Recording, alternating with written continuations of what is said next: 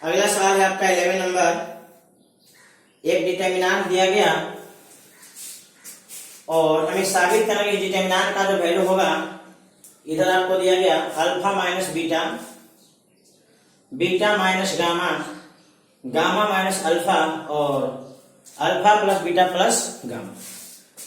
तो क्या है आपका एलएचएस है, ये आपका आरएचएस है। हम लोग एलएचएस लेकर चलेंगे और इस आरएचएस को लाएंगे। तो सवाल को शुरुआत कर देते हैं एलएचएस से। ये आपका एलएचएस है। अब देखिए, हमेशा एलएचएस से आरएचएस जाना है तो आपको ध्यान देना पड़ेगा कि किस तरह का टर्म लाना है। जैसे हमको लाना है अल्फा बीटा गामा में अंतर का टर्म लाना है, तो हम लोग क्या करते हैं, R1 को R2 R3 दोनों में घटा देते हैं। ऐसा करने से फायदा होगा कि इस तरह का डिफरेंस का टर्म आ जाएगा। तो हम लोग क्या करते हैं, R2 के जगह पे R2 minus R1 and R3 के जगह पे R3 माइनस R1 कर लेते हैं। ऐसा करने से इस प्रकार का आपको टर्म मिलेगा। तो ऐसा करिए, अल्फा अल्फा स्क्वायर और बीटा प्लस गामा, आपको R1 लिख दिए। अब R2 में R1 घटाइए तो beta minus alpha, beta square minus alpha square, और इसमें घटा दीजिए तो अल्फा माइनस बीटा हो जाएगा। अगला R3 में R1 को घटा दीजिए तो गामा माइनस अल्फा, गामा का स्क्वायर माइनस अल्फा का स्क्वायर, और यहां हो जाएगा अल्फा माइनस गामा। ध्यान दीजिए, यहां पे स्क्वायर का टर्म है। इन दोनों जगह पे हम लोग फॉर्मूला सेट कर देते हैं। तो अगला टर्म में आपको मिलेगा अल्फा बीटा माइनस अल्फा और गामा माइनस अल्फा, यहां मिलेगा alpha square beta plus alpha और बीटा माइनस अल्फा, और इसके नीचे होगा गामा प्लस अल्फा और गामा माइनस अल्फा। यहां आपका जो कहते हो बीटा प्लस गामा, इधर अल्फा माइनस बीटा और अल्फा माइनस गामा। गौर से ध्यान दीजिए,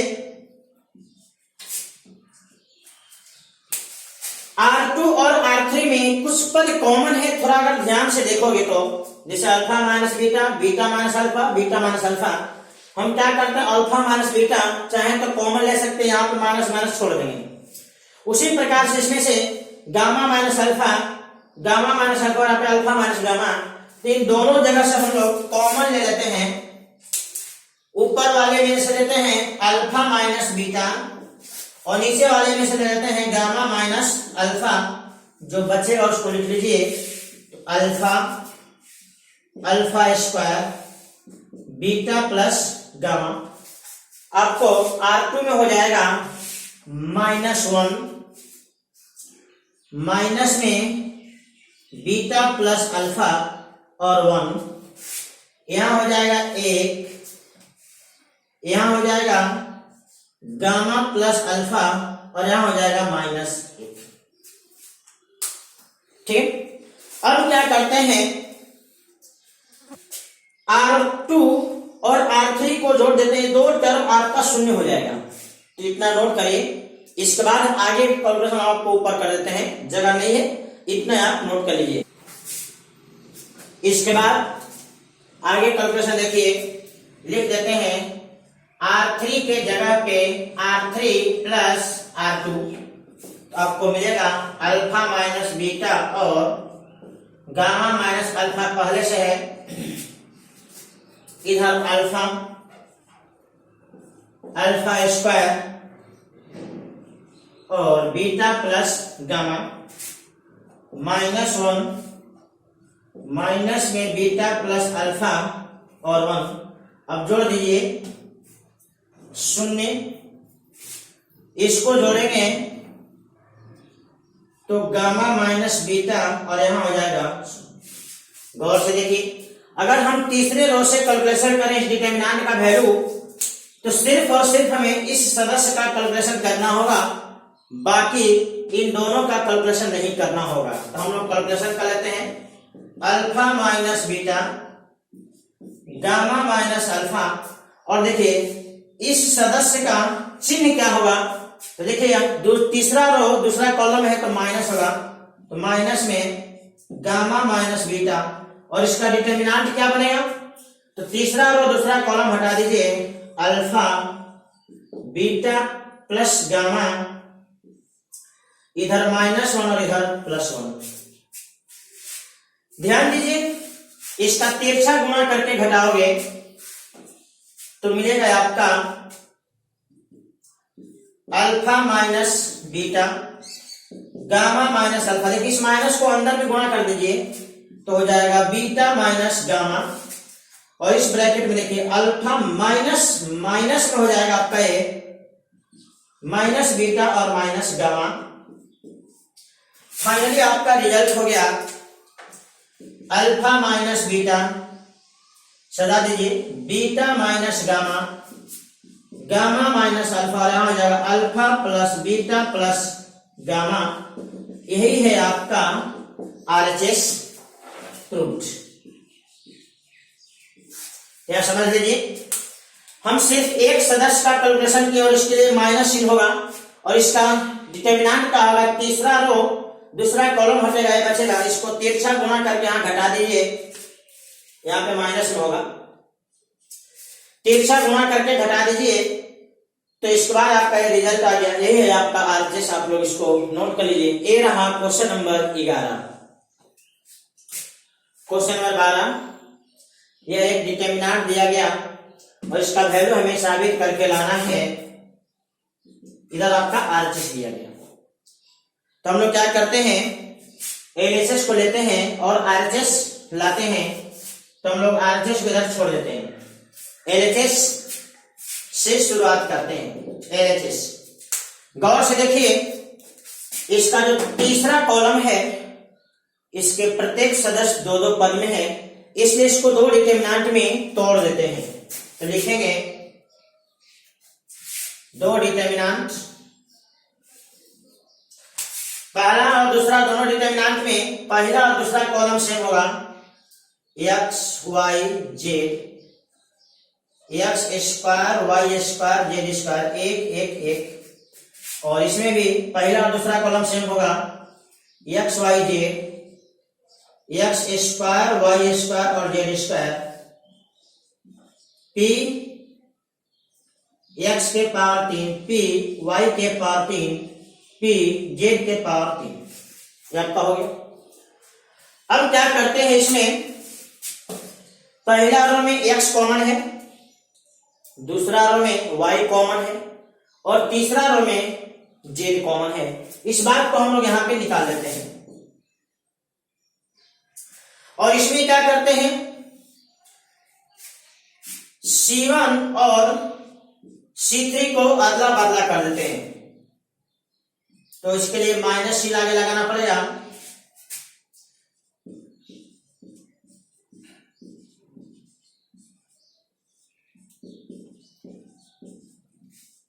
देखिए इसके C1 C3 को इंटरचेंज कर दिया गया तो वैल्यू में नेगेटिव का फर्क पड़ता है, इसलिए आपको आगे माइनस लगा दिया ताकि इसके दोनों वैल्यू सेम हो जाए।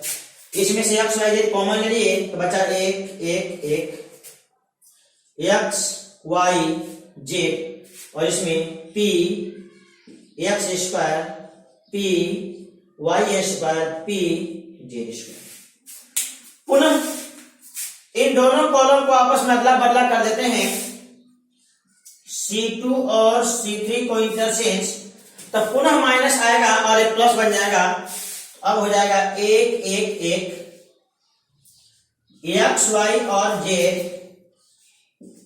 x स्क्वायर y स्क्वायर और z स्क्वायर, और इस तीसरा कॉलम से p कॉमन ले लीजिए तो p, और पहले से आपका x y z कॉमन है, 1 1 1, x y z, x square y square और z स्क्वायर। गौर से देखिए, यहाँ पे पुनः इंटरचेंज, मतलब इस डिटर्मिनेंट में 2 बार इंटरचेंज करके माइनस माइनस पुनः आपको प्लस हो गया। इसमें से पुनः p कॉमन लिए और यहाँ पे x y z कॉमन लिए हुए हैं, तो बाद में हो गया p x y z का गुणा और डिटर्मिनेंट। गौर से देखेंगे तो दोनों डिटर्मिनेंट सेम है, पूरा का पूरा डिटर्मिनेंट ही कॉमन हो जाएगा। इतना नोट करिए, आगे का कैलकुलेशन हम आपको ऊपर में मिटा के करेंगे, इसको नोट। इसके बाद देखिए ये डिटर्मिनेंट ही कॉमन हो जाएगा, तो मिलेगा आपका 1 plus p x y z और 1 1 1 एक्स वाई और z, x square y square और जेड स्क्वायर। अब इसका हमें वैल्यू कैलकुलेट करना है। तो आपको हमेशा बताए हैं कि जब किसी रो या किसी एक कॉलम का सभी सदस्य शून्य एक समान हो जाए, तो अगला जो प्रोसेस होता है उसमें से एक सदस्य छोड़ के बाकी को शून्य बनाने का होना चाहिए। तो अब यहाँ पे देखिए इन दोनों को शून्य बना देते इसका सहारा लेकर के, तो लिखेंगे R2 के जगह पे R2 minus R1 and R3 के जगह पे R3 माइनस R1। इधर का जेव कहते हो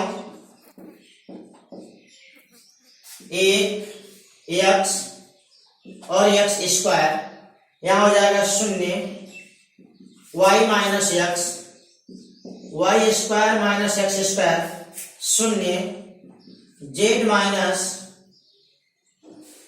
y, और यहां हो जाएगा z square minus z minus x होगा, और यहाँ पे z square minus x square. अब देखिए अब इन दोनों सदस्यों के लिए डिटर्मिनेंट का कोई जरूरत नहीं है, सिर्फ कैलकुलेशन एक का होगा। तो हम लोग अगला स्टेप लिखते हैं 1 p x y z, इधर एक का डिटर्मिनेंट हो जाएगा y माइनस x, इधर फॉर्मूला सेट कर दीजिए a square minus b square का,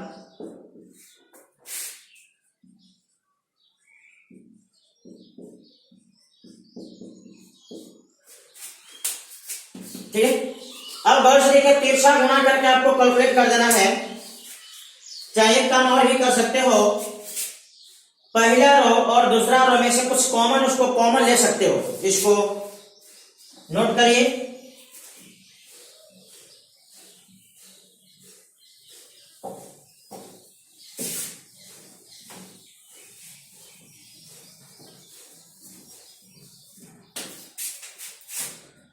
तो हो जाएगा 1 p x y z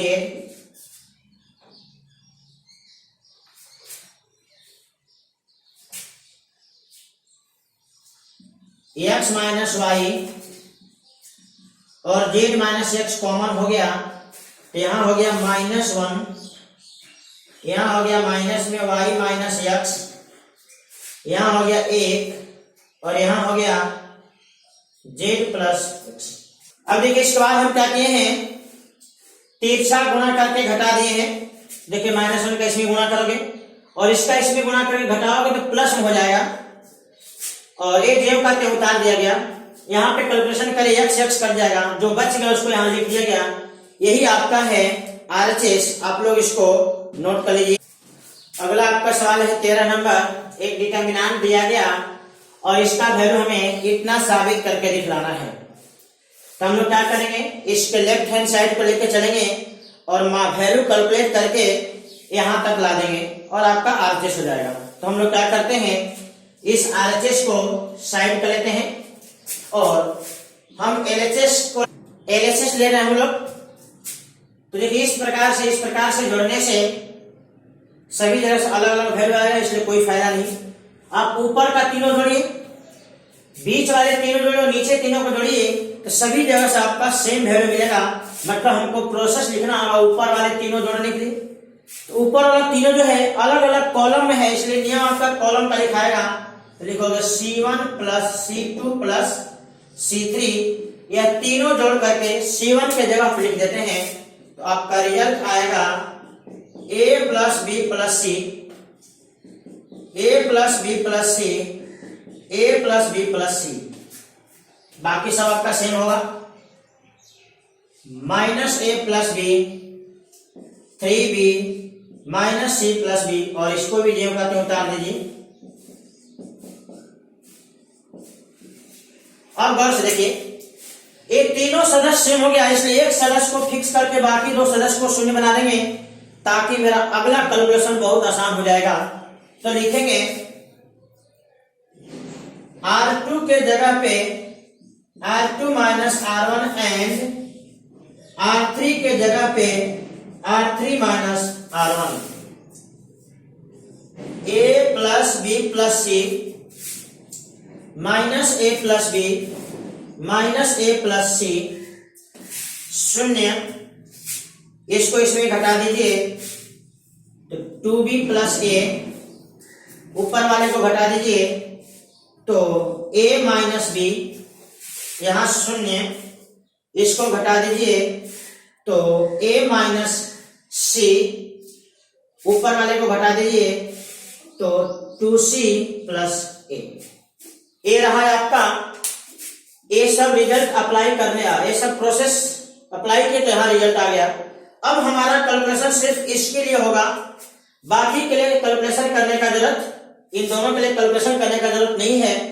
तो इतना नोट करिए, या एक स्टेप और लिख ही देते हैं। a plus B plus C का डिटरमिनेंट जो बनेगा वो बनेगा आपका 2b plus A minus B, a minus C और 2c प्लस ए। अब तिरछा गुणा करके घटा देंगे, आपका सीधे आरएचएस आएगा, इतना नोट कर लीजिए। इसके बाद आगे कैलकुलेशन करते हैं। अब इसके बाद का कैलकुलेशन देखिए, ये तो a प्लस बी प्लस सी तो रहेगा ही। अब इसका तिरछा गुणा करके घटाते हैं तो होगा, इन दोनों का इन दोनों से गुणा करिए तो 4bc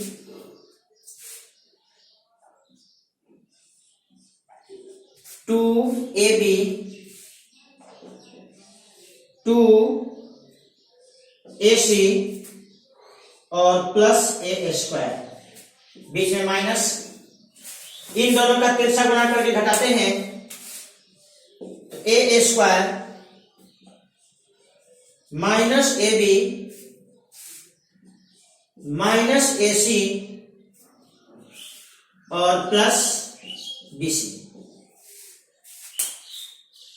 ये देखिए, ए स्क्वायर कट जाएगा, बीसी में से बीसी कटेगा, चार यहाँ पे कम हो जाएगा, तो आपका हो गया ए प्लस बी प्लस सी, इसमें से एक कम हो जाएगा तो 3bc।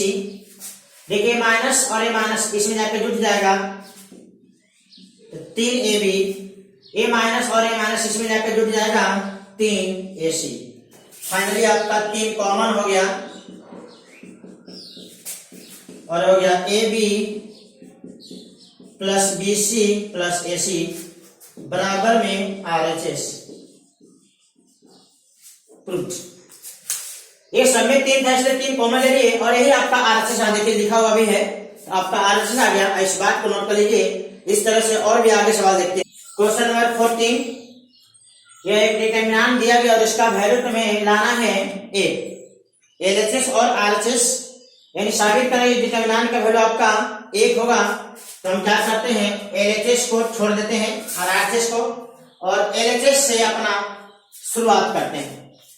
अब देखिए इस तरह से आप इसका वैल्यू निकालना चाहते हो तो किसी एक रो या किसी एक कॉलम को लेके एक्सपेंड कर दो, निश्चित रूप से आपका सवाल बनेगा, लेकिन कैलकुलेशन बहुत ही बड़ा हो जाएगा।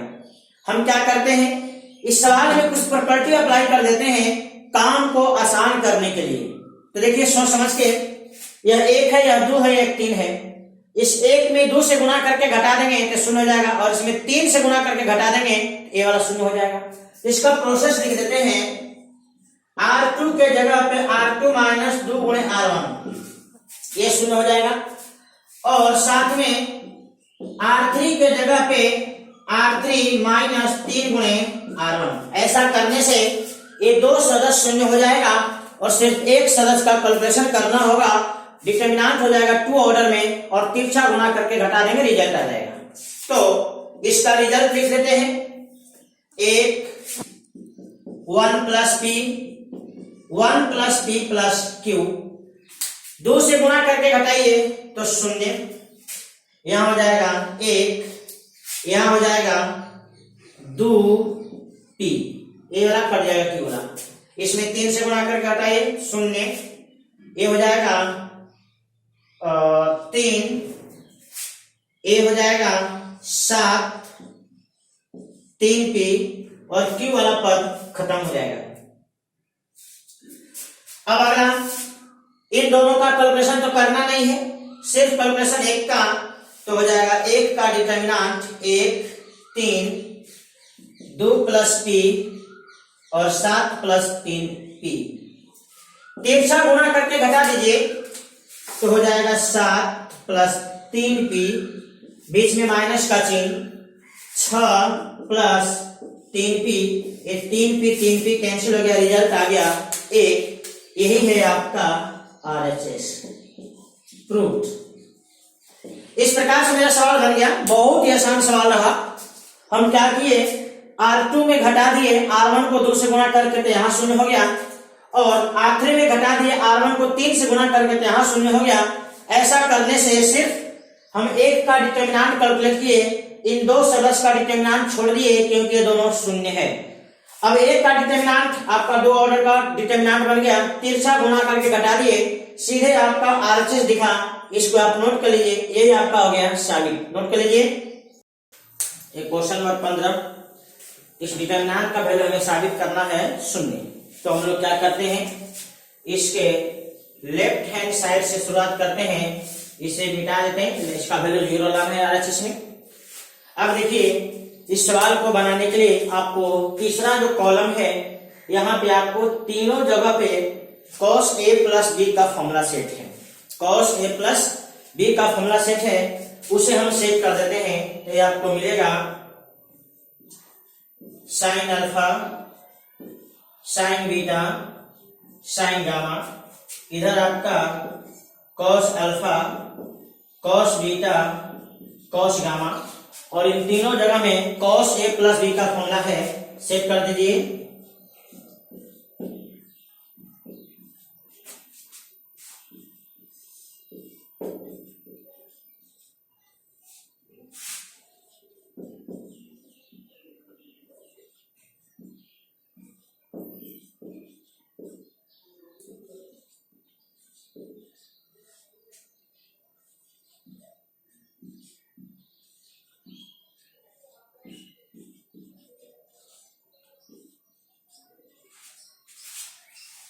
देख लीजिए, हम तीनों जगह पे cos a प्लस b का फॉर्मूला सेट कर दिए। फॉर्मूला होता है cos a cos b minus sine a sine b।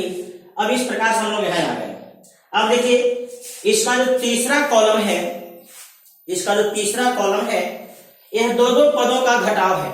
इसका मतलब अगला स्टेप में हम इसे 2 डिटर्मिनेंट घटाव ग्रुप में लिख सकते हैं। तो अगले स्टेप में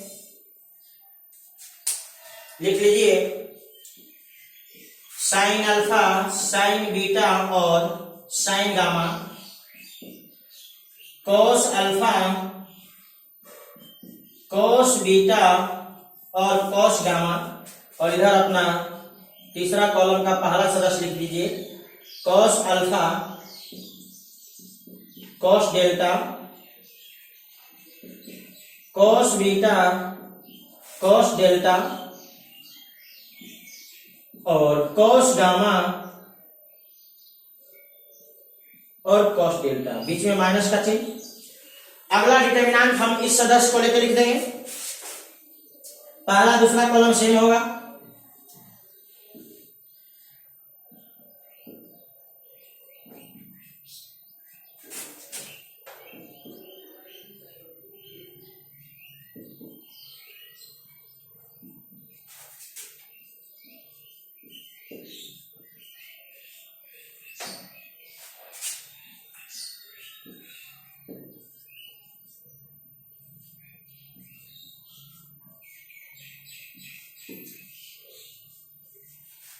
अब देखिए गौर से, यहां पे तीसरा कॉलम के सभी पद 2-2 पद में था, इसलिए डिटर्मिनेंट 2 पद में टूट गया।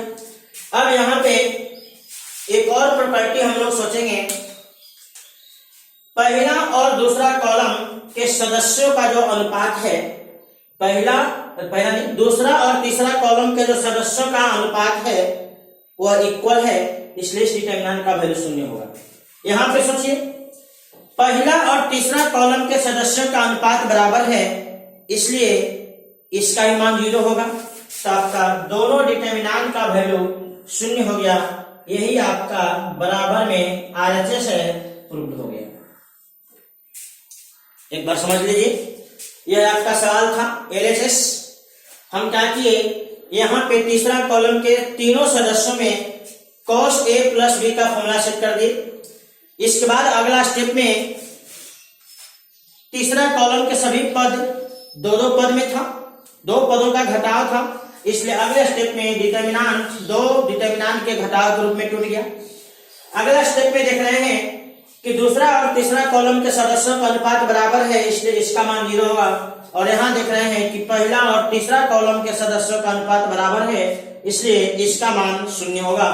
दोनों आपका 0 माइनस 0 हो गया, ये आपका 0 हो गया। ये आपका RHS है, आप इसको नोट कर लीजिए। क्वेश्चन नंबर 16, आपको एक सिस्टम ऑफ इक्वेशन दिया गया है और इसे आपको हल करना है। इससे पहले भी आपको ऐसे सवाल बताए हैं, लेकिन वहां पे जो वेरिएबल होता था x y z के रूप में होता था, यहाँ जो वेरिएबल दिया गया 1/x 1/y और 1/z के रूप में है, कोई दिक्कत नहीं है। आप इसको डायरेक्ट वही कंसेप्ट अप्लाई कीजिए। हम इसे मैट्रिक्स के मेथड से हल करना चाहते हैं, तो सबसे पहले क्या करते हैं, एक मैट्रिक्स A बनाते हैं। मैट्रिक्स A में क्या है, 1/x 1/y और 1/z, इन तीनों के कोफिशिएंटों को यहां लिख देंगे।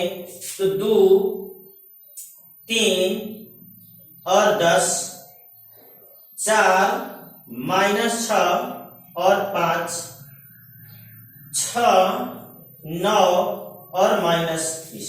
ये आपका मैट्रिक्स A हो गया।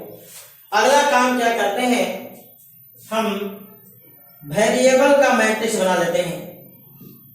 तो वेरिएबल हम लोग पहले x y z लेते थे, कोई दिक्कत नहीं है। यहाँ पे 1/x ले लीजिए, 1/y ले लीजिए और 1/z ले लीजिए। वेरिएबल आप इस प्रकार से मान लीजिए। अगला कांस्टेंट का मैट्रिक्स बना लीजिए। तो कांस्टेंट का मैट्रिक्स है 4 1 और 2 हो गया। अब यह सवाल मैट्रिक्स के रूप में कन्वर्ट हो गया। यदि आप लिख लेते हैं x इंटू बराबर में b ले लेते हैं। चलिए, हमारा फॉर्मूला है x बराबर a इनवर्स इंटू b। तो मैट्रिक्स A तो पता चल गया, हम लोग कोफिशिएंटों से लेकर बना दी। अब इस मैट्रिक्स का इनवर्स चाहिए। जैसे ही इस मैट्रिक्स का इनवर्स निकलेगा, आपका सवाल समझिए बन गया। तो अगला काम हम क्या करते हैं, इसका इनवर्स निकालने का करते हैं। चलिए, तो 2 4 6 3 -6 और 9 10 5 और -20। C1 C2 C3 हो गया। C1 C2 रिपीट कर दीजिए।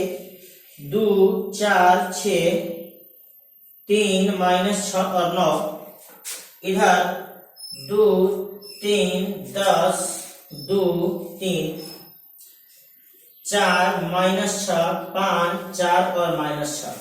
इसमें से पहला कॉलम और पहला रो को हटा दीजिए और इसके बाद सीधे लिखिए A का इनवर्स। 1 में मैट्रिक्स A का डिटरमिनेंट होगा, उसको हम बाद में कैलकुलेट करेंगे। पहले एडजॉइंट लिख लेते हैं। यहाँ पे एडजॉइंट तो कैसे होगा, तिरछा गुणा करके घटाइए। तो -6 और -20 का गुणा 120 और 9 और 5 का गुणा 45। 120 में 45 घटा दीजिए तो आ जाएगा आपका 75। अगले स्टेप में चलिए, इसका तो 9 × 10 90 और -20 × 30 -60।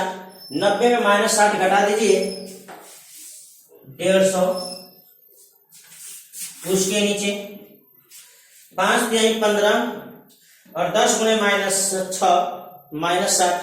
15 में -60 घटाइए 75। उसके आगे 30 माइनस में 80, तो 30 में माइनस में 80 करिए तो हो जाएगा 110। इसके नीचे आ जाइए, तो -40 में -60 घटाना है, -40 में -60 घटाना है तो हो जाएगा आपका माइनस में 100। इसके नीचे वाले कैलकुलेशन में आ जाइए, 40 में 10 घटाना है तो 30। इसके अगले स्टेप में आ जाइए 36, और ये भी -36 होगा, 36 में -36 घटाइए 72। अगले वाले में आ जाइए, 18 में 18 घटाइए 0, और इधर -12 में 12 घटाइए -24। ये हो गया आपका एडजॉइंट। अब डिटरमिनेंट कैसे निकलेगा? इसका एक कॉलम और इसका एक रो, इसका रो और इसका कॉलम गुणा करके, चाहे इसका कॉलम और उसका रो गुणा करके निकाल लेंगे। तो कैलकुलेशन करके देखिए तो कितना आता है। आप 2 गुणे 75, ये हो जाएगा 150, प्लस 3 गुणे 110, ये हो जाएगा आपका 330, प्लस 10 गुणे 72, 720। इतना नोट करिए। इसके बाद हम इसको कैलकुलेट कर देते हैं ऊपर में। तो a का इनवर्स आपका हो गया 1 में इन सबको जोड़ दीजिए तो 0 0, 5 और 7 12, यानी 1200। और इधर जो है अपना लिख लीजिए 75, 150, 75, 110, -100, 30, 72, 0, -24। ये रहा है आपको मैट्रिक्स ए का इनवर्स। अब क्या करते हैं? अब देखिए हमारे पास फॉर्मूला है x बराबर ए का इनवर्स इंटू बी। x तो आपको पता है ही,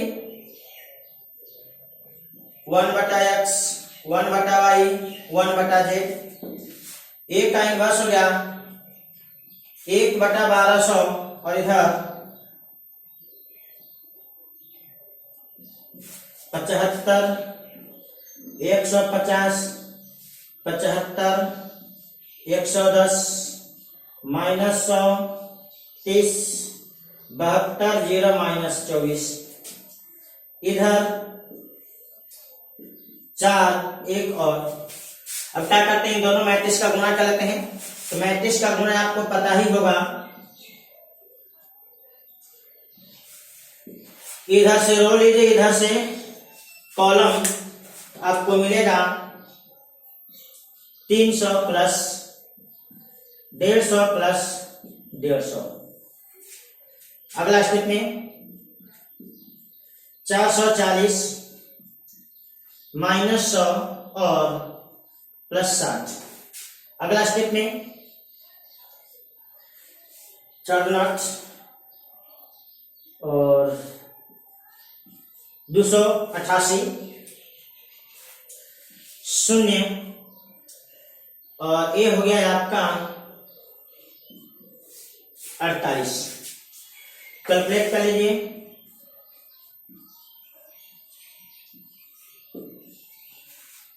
तो ऊपर में हो गया 600, यहां हो गया आपका 400, और यहां आपका हो गया 240। इतना नोट करिए। इसके बाद अगला स्टेप देखिए। तो देखिए गौर से आप इसको इसमें गुणा कर दीजिए तो हो जाएगा 1/1200 1/2, 1/3 और 1/5। इसलिए देखिए आपका कैलकुलेशन हो चुका। 1/x का मान 1/2 मतलब x का मान 2, y का मान 3 और z का मान 5। यही आपका है इस सिस्टम ऑफ इक्वेशन का सॉल्यूशन। आप इसको नोट कर लीजिए।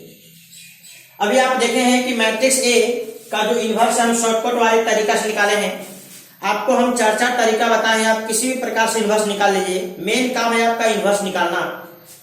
पहला एलिमेंट्री ऑपरेशन, दूसरा एडजॉइंट का यूज करके, तीसरा आपको शॉर्टकट बता दिए और चौथा का है बाय कैलकुलेशन। आपको किसी भी मेथड में अगर डाउट हो तो मेरा प्रीवियस वीडियो देख करके आप उस मेथड को पुनः रिफ्रेश कर सकते हैं। इसको नोट कर लीजिए। क्वेश्चन नंबर 17 आपको मिसलेनियस का सवाल है। इस बताना इस डिटरमिनेंट का मान क्या होगा। यहाँ पे शर्त दिया गया है कि ए बी सी जो है एपी में है। जब ये एपी में है तो हमको यहाँ से एक रिजल्ट मिल जाएगा, जिस रिजल्ट का हम लोग बाद में यूज करेंगे। एपी का शर्त होता है पदों के बीच का अंतर, difference between terms equal always होगा। तो यहाँ पे हो जाएगा बी माइनस ए और सी माइनस बी, मतलब यहाँ से आप लिख सकते हैं 2b बराबर a प्लस सी। हम इस रिजल्ट का सवाल बनाते समय यूज करेंगे। चलिए, ये तो आपको दिया गया शर्त है। इस डिटरमिनेंट का वैल्यू निकालना है। तो डिटरमिनेंट का वैल्यू निकालने का आपको तरीका हम बताए हैं, R1 से R2 से R3 से या C1 C2 C3।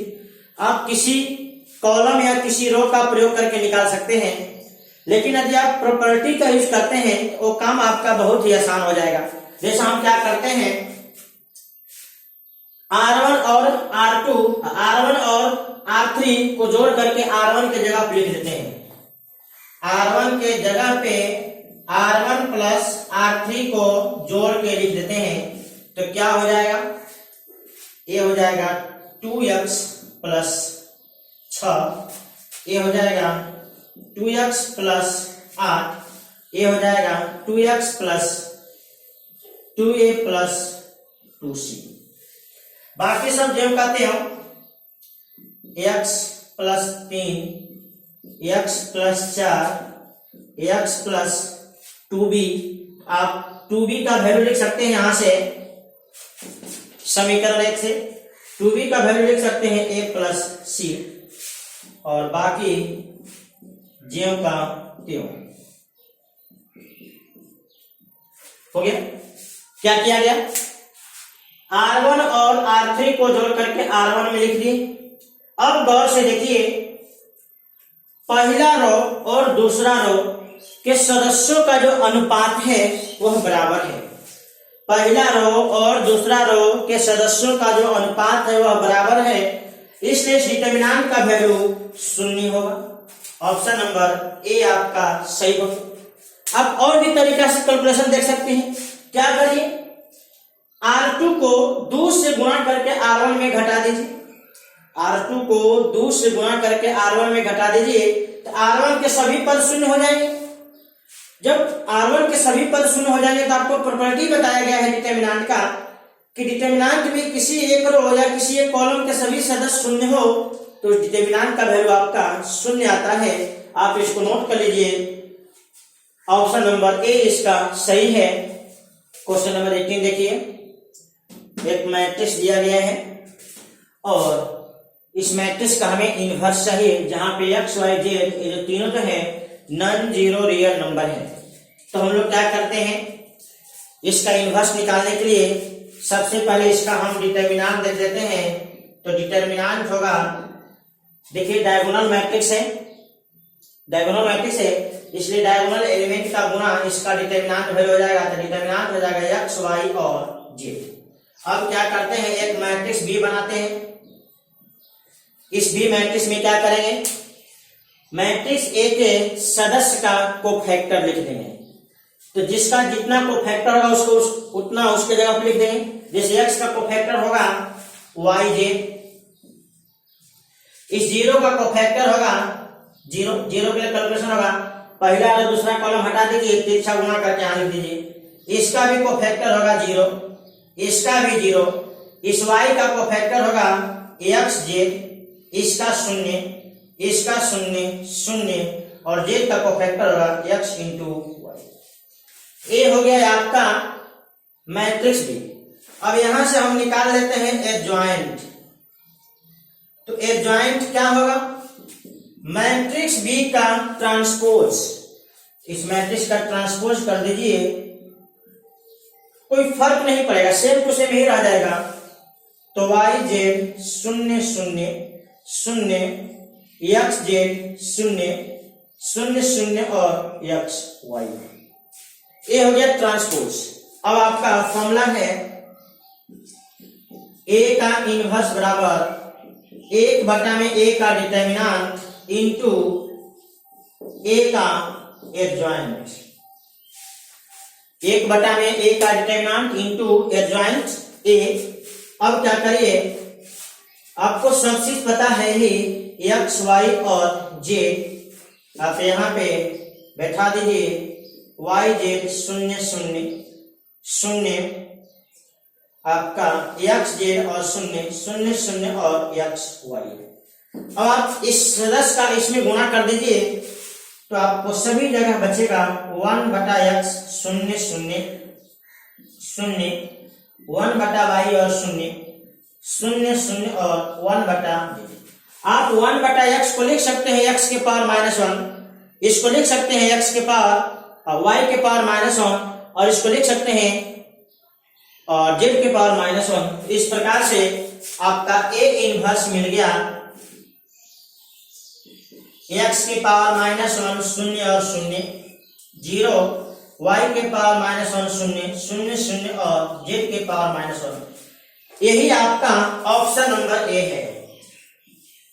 18 के ऑप्शन नंबर ए में यही आपको दिया गया, इसलिए ऑप्शन ए आपका सही हो गया। आप इसको नोट कर लीजिए। इस प्रकार से हम लोग अभी ए का जो इनवर्स निकाले हैं, आपको डिटर्मिनेंट निकाल दिए, कोफैक्टर से मैट्रिक्स बना दिए, उसका ट्रांसपोज कर दिए, एडजॉइंट हो गया। इसके बाद इनवर्स का हम लोग फॉर्मूला बैठा दिए। आप इसको नोट कर लीजिए। अगला सवाल है 19। एक मैट्रिक्स दिया गया और बताना है कि इसका डिटर्मिनेंट वैल्यू क्या होगा। तो हम सीधे इसका डिटर्मिनेंट वैल्यू ही कैलकुलेट कर देते हैं और देखते हैं कि इसका डिटर्मिनेंट वैल्यू क्या होता है। तो इसको कैलकुलेट करिए। फ्रॉम R1 से कैलकुलेशन कर देते हैं। तो इसका डिटर्मिनेंट वैल्यू होगा 1 का डिटर्मिनेंट में कैलकुलेशन आएगा 1 माइनस में sine square theta, minus sine theta का डिटर्मिनेंट हो जाएगा माइनस साइन थीटा, माइनस करेंगे माइनस साइन थीटा और प्लस अंतिम में 1 का डिटर्मिनेंट हो जाएगा साइन स्क्वायर थीटा माइनस -1। गौर से देखिए, यहां तो आपका कैलकुलेशन कट गया। आप ये देखिए माइनस माइनस प्लस, ये भी आपको माइनस माइनस प्लस, तो आपका ए का डिटर्मिनेंट दिखने लगा 2 और 2 साइन स्क्वायर थीटा। आप चाहे तो 2 कॉमन ले सकते हैं, 1 प्लस साइन स्क्वायर। अब देखना होगा इसका वैल्यू कहां से कहां तक जाएगा। तो देखिए, हमें पता है कि जो साइन थीटा है वो -1 और +1 के बीच में। अगर हम बेसिक से चलते हैं, साइन थीटा का वैल्यू आप थीटा को बदलते जाओगे रियल नंबर में कोई भी वैल्यू, तो -1 और +1 के बीच में और इसके बराबर होता है। अब क्या करते हैं, इसका स्क्वायर कर देते हैं। अगर हम स्क्वायर कर दें साइन स्क्वायर, इसका वैल्यू 1 और 0 के बीच में हो जाएगा। अब क्या करते हैं, इसमें 1 जोड़ देते हैं। जब 1 जोड़ देंगे तो 1 प्लस साइन स्क्वायर थीटा का वैल्यू 1 से लेकर के 2 तक हो। सब में 2 से गुणा कर दीजिए तो 2, इसमें 2 गुणे 1 प्लस साइन स्क्वायर थीटा और ये हो जाएगा आपका 4। यही आपका है ए का डिटर्मिनेंट। इसलिए ए का डिटर्मिनेंट हो गया इसलिए ए का डिटर्मिनेंट हो गया 2 से लेकर के 4 तक, यानी ऑप्शन नंबर आपका गौर से देख लीजिए डी वाला सही है। यहाँ पे एक बार पुनः इसे समझ लीजिए, इस मैट्रिक्स का हमें डिटर्मिनेंट वैल्यू इसमें से चुनना था कि कौन सा होगा थीटा के रियल वैल्यू के लिए। तो हम क्या किए, मैट्रिक्स ए का डिटर्मिनेंट कैलकुलेट कर दीजिए R1 से, तो 1 का डिटर्मिनेंट यहाँ कैलकुलेट किए, साइन का यहाँ किए और 1 का यहाँ किए, ये आपस में कट गया, इसको कैलकुलेट किए तो यहाँ आ गए। अब इसके वैल्यू को पता करना होगा कि वैल्यू कहां से कहां तक होगा। एकदम बेसिक से चल दिया, आपको ट्रिग्नोमेट्री का कंसेप्ट है। साइन थीटा का जो वैल्यू होता है -1 + 1 के बीच में होता है, स्क्वायर कर दे तो 0 1 के बीच में हो गया, इसमें 1 जोड़ दिए सब में तो 1 + sin स्क्वायर का वैल्यू 1 और 2 के बीच में हो गया, सब में 2 से गुणा कर दिए तो 2 × 1 + sin स्क्वायर का वैल्यू 2 और 4 के बीच में हो गया। और यही आपका है ए का डिटर्मिनेंट, ए का डिटर्मिनेंट हो गया 2 और 4 के बीच में, यानी ऑप्शन नंबर डी आपका सही है। आप इसको नोट कर लीजिए।